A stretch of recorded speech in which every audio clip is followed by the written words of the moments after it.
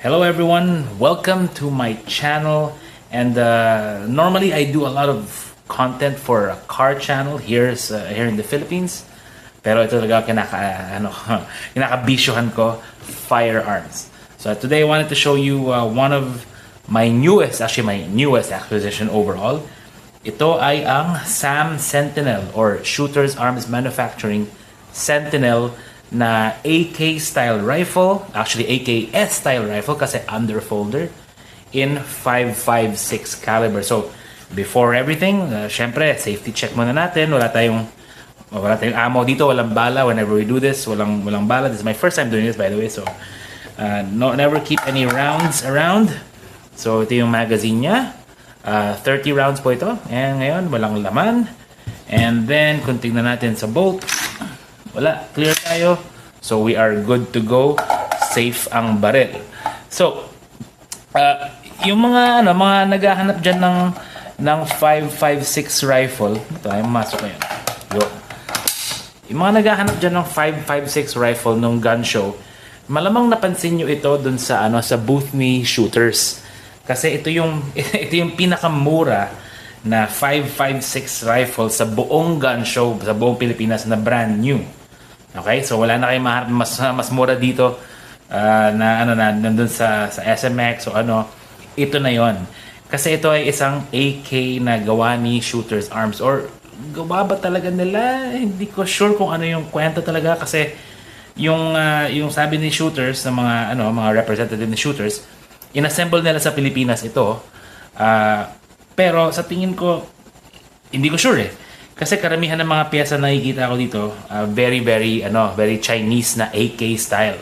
Which is okay lang kasi si China naman, yung mga Chinese companies na gumagawa ng armas, ay medyo expertise nila ang AK. So, medyo mahirap i-dispute yung ganon. Anyways, tingnan muna natin. So, gaya na sabi ko, pattern ito sa AKS.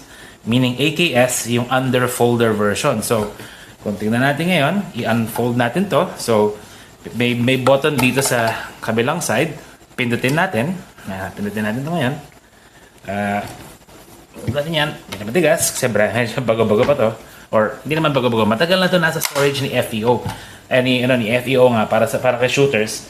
Kasi, ito, naabutan pa nito yung start pa lang ng Republic Act 10591 noong mga 2013 o 14 nata yon. So, isa ito sa mga naabutan ng so na-storage siya. And then, syempre, yung mga nangyari na yung mga nagkaroon ng ban sa mga civilian sales ng 5.56, ito yung nadamay ulit. So, matagal itong nasa storage. Pero, kung tignan nyo naman yung itsura niya, maayos pa naman. I mean, hindi naman siya perfectong brand new kasi may mga ibang kalawang na spots mula sa storage. Syempre, humid na bansa sa Pilipinas. Pero, all things considered, maganda yung pag-store ni Shooters Arms sa rifle nila. So, umpisahan natin ito. From the front, pansin natin, classic na AK look talaga ito. So, yung front sight niya, yung parang hooded, yung buo. Yung mga ibang Russian, hindi na hooded yan. Parang may U-shape siya. Tapos adjustable ito. Kailangan mo ng sight tool dyan. Meron ako. Tapos yung barrel niya, hindi threaded. 16 inches yung barrel niya. Pero hindi threaded. Tapos chrome lined. Ewan ko lang, makikita niyo yung chrome lining dyan. May full length na cleaning rod. Tapos 45 degree na gas block. Kasi gas operated ito, piston driven yan. So 45 degree gas block na yung classic na AK-47 style pa yon. Pati yung sling loop, yung classic na AK-47 style na sling loop. Kasi si China, nang nakuha nila nun yung data package or yung blueprint nung AK-47, pero hindi nila nakuha yung blueprint ng AKM kasi parang medyo nag-away na yung Russia saka yung China or Soviet Union saka China nung araw na yon. So hindi nila binigay yung newer na AKM. So gamit pa rin ni China nun was yung AK-47 or AK Type 3 style na pattern. So marami mga pattern dito like yung mga ito, sling loop, yung gas tube. Very older AK-47 style pa kasi may vent sa gilid na ganyan. Tapos yung furniture niya, plastic na black, hindi naman siya mukhang super ganda, pero pwede na. Papalitan ko rin naman yan eh. Tapon lang naman yan talaga. Tapos yung receiver niya, pansin nyo, ayan naman yung normal length na AK receiver. Tapos Makikita natin dito sa sa front sight. Dati may ano yung markings nito. So 556 Type CS LR1. So walang nakasulat kung anong, kasi SAM Sentinel ito, branded sa Pilipinas. Ayan Mga natin, di ba? SAM Sentinel, Shooters Arms Manufacturing Sentinel, galing sa Cebu, si Shooters Arms. Pero, yung markings dito, ito yung tingin ko mas basehan talaga natin. So, 5.56mm Type CS LR1. So, kaya ko iniisip na hindi ito Norinco. Kasi marami nag-iisasabi, Norinco daw to, pero hindi naman yata. Kasi CS is China Southern. Norinco kasi is China Northern or North China, parang ganon. So, magkaiba yon na export companies. Pero ang importante, yan, yung marking na yan. Factory or Arsenal 26 sa China. Ibig sabihin ng Jiangxi Arsenal yata yon sa Chongqing. Hindi ito yung karamihan ng mga lumalabas na Norinco dati na type na Factory 66 or Triangle 66. Hindi yan yon. Iba to, mas specialized sila nun sa SKS na rifle, hindi sa AK. Kaya nga nung nakita kayo, parang kakaiba. Tapos 12 CN, hula ko lang yan 2012, China. Hula ko lang yan, hindi ko sure kasi walang mga documentation nito. So this did not come from Norinco, most likely from China's South Group Corporation or China South Industries Group Corporation. Parang ganun. Kaya yung abbreviation nun is CSGC. Okay? So, malalaman din natin na Chinese siya dahil sa pattern ng mga rivet. So, ang AK, hindi yan gaya ng AR na forged aluminum. Ang gamit nito ay stamped steel or yung mga iba, milled steel. And then, pag stamped steel, kailangan nyo ng rivets para sa trunnion, sa harapan likod. Tapos yung mga supporting yan. So, yung rivet ito, pansin nyo, diagonal ito. Yung mga Russian na rivet, usually ganyan yan side by side, na inline. Ito naman, yung ganyang diagonal, yan ang trademark or pinakakilalang marka ng Chinese na AK. Tapos, ito rin sa likod. Dahil underfolder to, dalawang halos magkadikit na ganyang mga rivet na yan. Yan ang norm ng Chinese na AK. And dahil hindi ito AKM, yung mga AKM kasi, makikita natin dito na may X yun usually sa stamping ng steel. Pati dito naman, kadalasan Y pag semi-auto. Pero pansin nyo, tatlo yung pin niya kasi dati full auto to na rifle.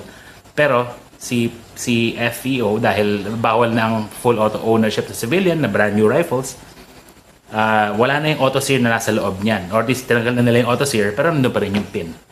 Okay? Isa ring sign na alam natin Chinese rifle to is itong rivet na to.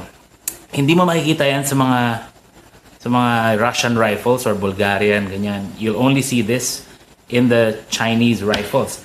And that's why when you use yung mga side rail na Russian, hindi fit dito. Kasi this will interfere with the side rail. That's why if you want to use a side rail on your Chinese AK, you buy a Chinese side rail. And you'll realize meron siyang relief cut para dyan. So, if you put it there, lalapat yan. Pag Russian side rail, di ba siya na-align? Pag Russian side rail yan, for optics, hindi lalapat to kasi may dimple nga or may rivet nga dito. So, furniture dito yan. And then, black plastic, nothing out of the ordinary. Now, yung magazine ito yung medyo kakaiba. So, nung una akala namin Norinco pattern ito. Yung nga, dahil na-establish natin na hindi ito Norinco product. Yung mga Norinco na AK-2000 na magazine, which is ganito, meron ako. Kasi bumili ako, akala ko pareho nga din. Hindi pala yan. So, paano natin lalaman yan? If you look at yung pattern sa ibabaw, yung dito, diba? May difference talaga. So, mas mataas dito naman, medyo mas cut out na siya. So, ang mangyayari niyan, ito, hindi papasok to. No matter how hard I try. Kasi, ewan ko lang kung yan yung, nakakalso na ba? Basta, no matter what, hindi papasok yan kasi tatama ito sa trunnion nito. And later, when we show you the other side, you'll understand why. Pero, kaya ko naman gawa ng paraan, yung Pro Mag. Kasi yung Pro Mag, cannot out yung harapan. Yung Pro Mag AK A5 223. Available ito sa Nashe. Ito naman available sa Imperial. Pwede rin ito modify pero kailangan sa gunsmith ko na padala to. Ito, DIY ko lang. So, pinattern ko lang dito para ngayon, pag gusto kong gamitin dito, ano ba yung ano? Yun. Naglalak na siya. Minodify ko siya, in-adjust ko siya gamit yung Dremel sa file para mapagana ko. And hindi pa natatest sa range, pero mukhang gagana naman to. So, we will find out when I go to the range and test this out. Now, on the other side, let me insert the magazine again. Parang pogi kasi pag may magazine talaga. On the other side, so, normal AK rear sight. Tignan nyo pala yung rear sight niya. So, ewan ko lang makikita nyo dyan. Right? So, battle sight is D. Battle setting is D. And then 100, 200, 300, 400 meters. So, hindi naman ito sila gamit ng yards din eh. Matagal ng, metric yung ibang bansa. US, hindi.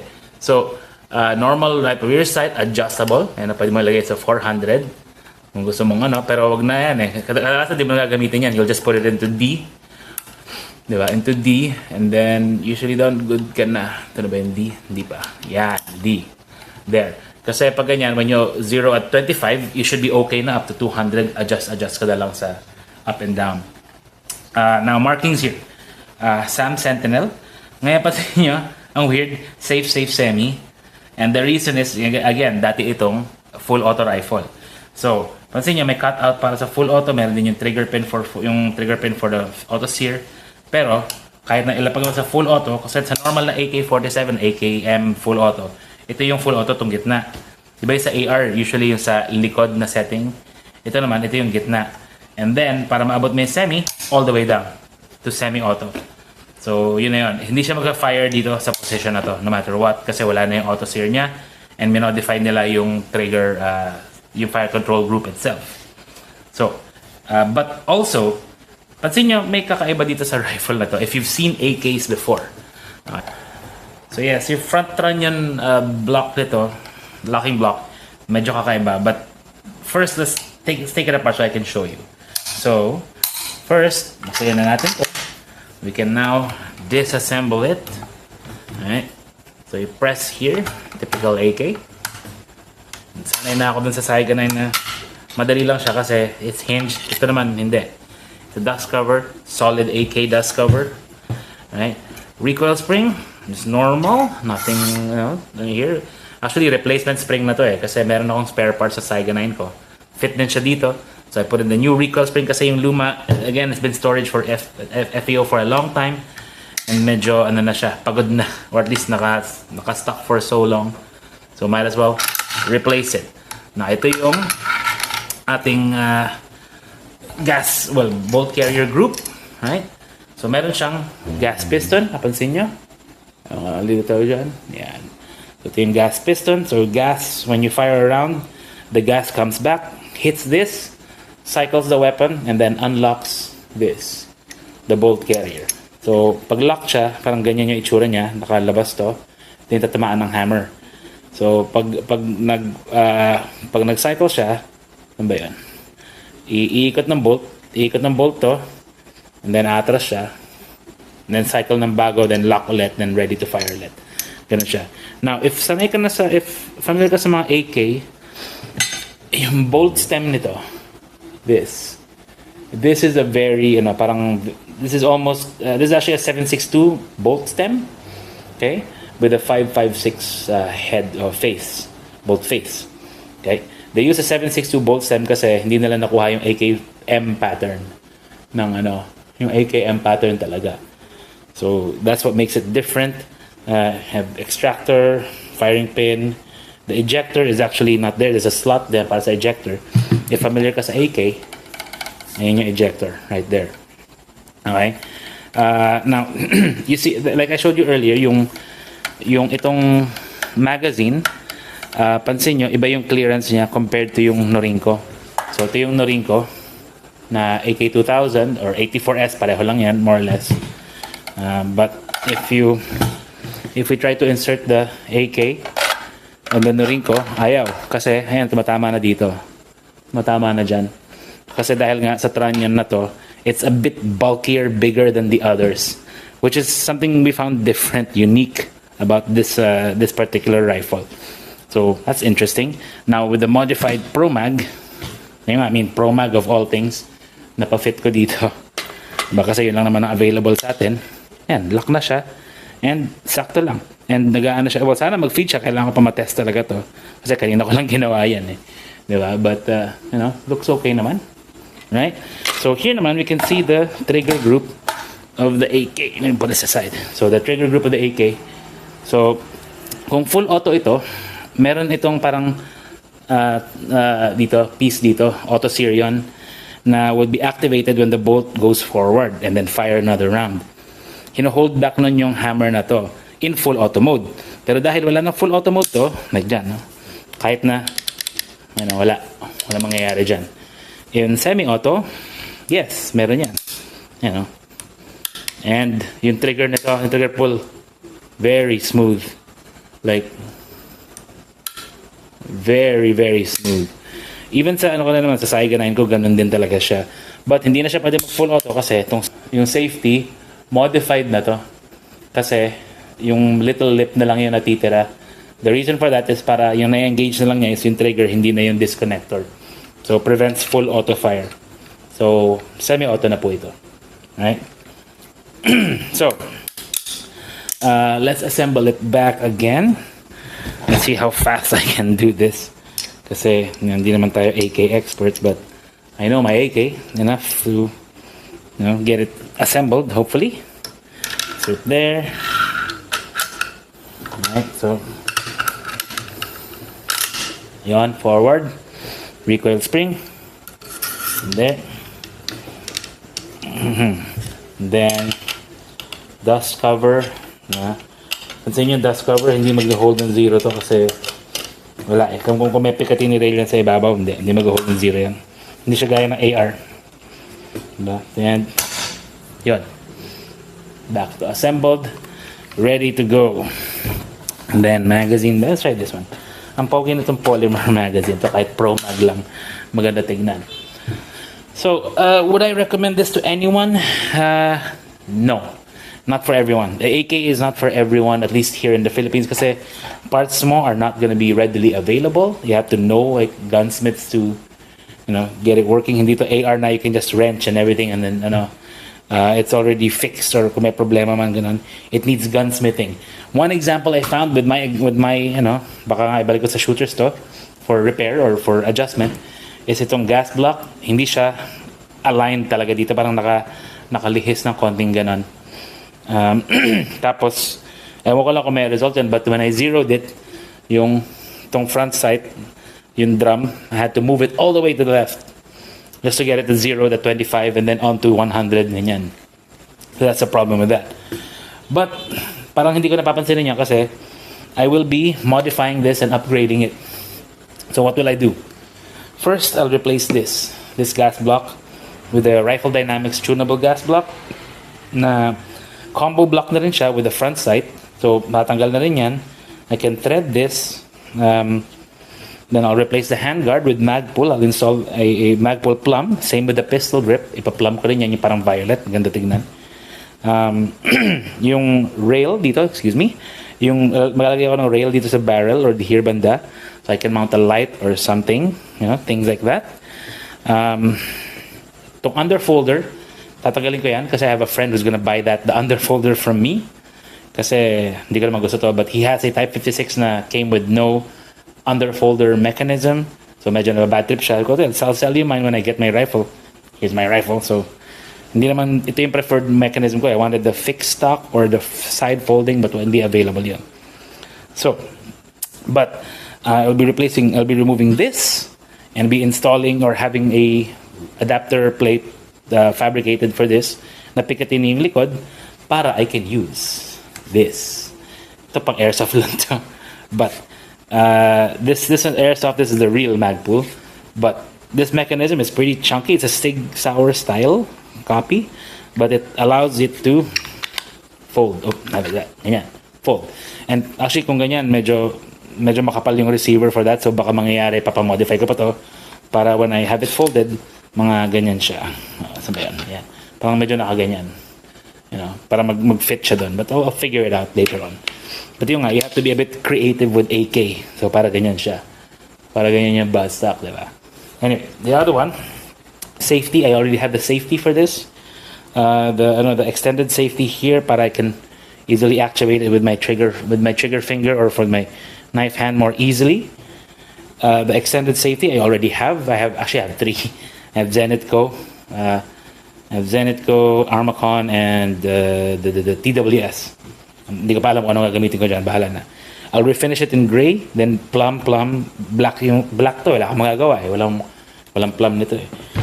Maybe I'll Cerakote that. I don't know. Bahala na. And then side rail. The real thing I'm going to have fun with is the optic solution. So there are two options that I have actually. Meron ako yung rear sight rail that I can remove the rear sight and put in a Picatinny rail there. That's one option.